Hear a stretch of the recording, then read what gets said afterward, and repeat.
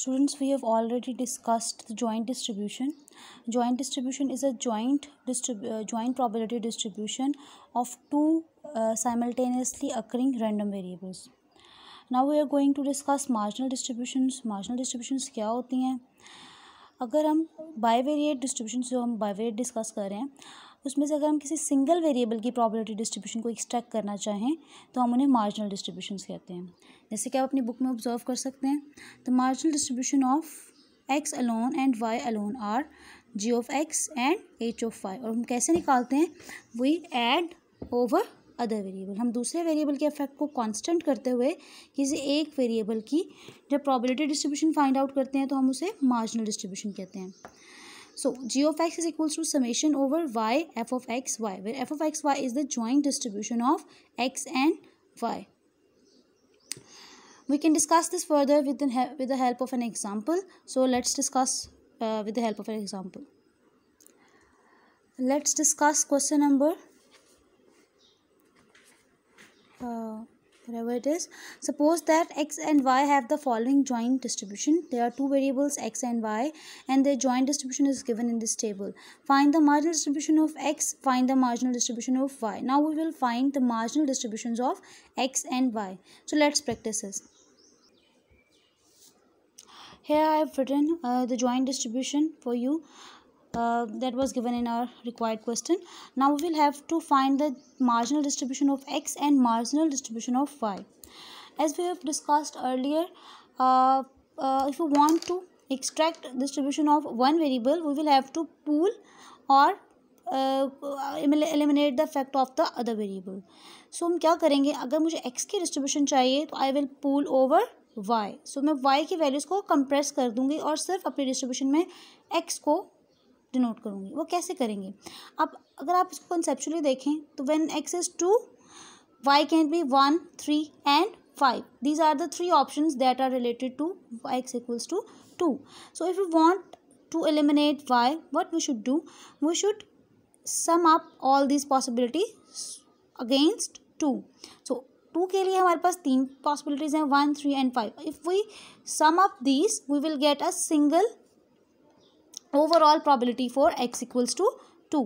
सो हम क्या करते हैं? जब भी हमने जॉइंट से मार्जिन निकालनी होती है we pool the other variable. Pool का मतलब हम उन्हें ऐड कर देते हैं, उसकी सारी पॉसिबिलिटीज़ को कंबाइन कर देते हैं और हमारे पास उस x की किसी भी एक वेरिएबल की सिंगल वैल्यू की प्रोबेबिलिटी आ जाती है. हम किस तरह करेंगे इसे देखते हैं.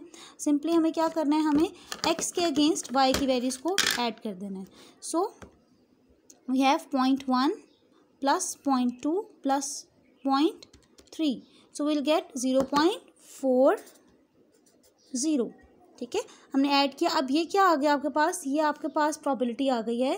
This is probability of x equals to 2 for all three values of for any value of y. ठीक है, दिस और दिस और दिस. सो हम इसको किससे डिनोट करते हैं?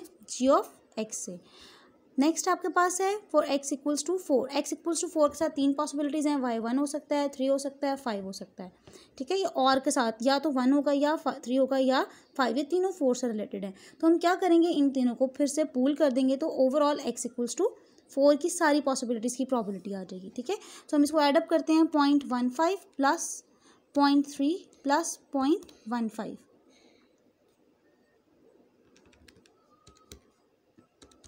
सो वी गेट 0.60.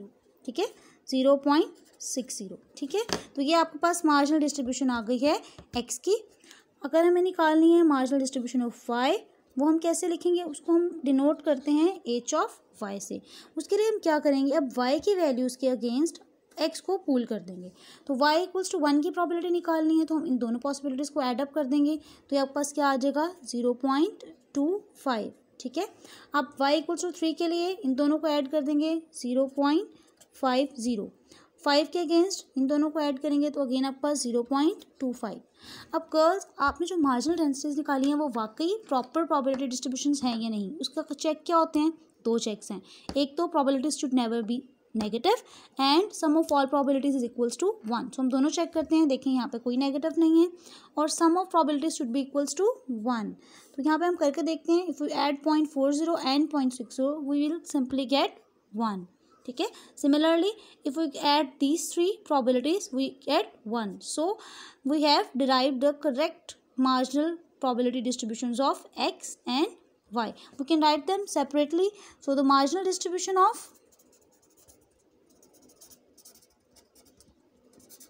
x is क्या आ जाएगा आपके पास. x की पॉसिबल वैल्यूज क्या हैं, 2 and 4.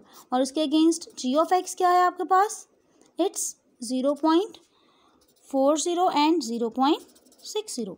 Similarly, marginal distribution of y, वो क्या आ जाएगा, y की पॉसिबल वैल्यूज 1, 3, 5 एंड अगेंस्ट उनकी प्रोबेबिलिटी h of y क्या आ जाएगा, 0.25, 0.50 एंड 0.25. सो ये आपके पास आ गई हैं marginal distributions of x and y. So students, this was the concept of marginal distributions. Whenever we have a bivariate or multivariate distribution and we have to find a marginal distribution, we should simply pool over the other variables. If we want the marginal distribution of x, let's say, then we should pool all other variables. How should we pool? We should add the probabilities of joint distribution over all the values of other variables. So for x we will add over y, and for y we will add over x. So we will get the marginal densities of x and y.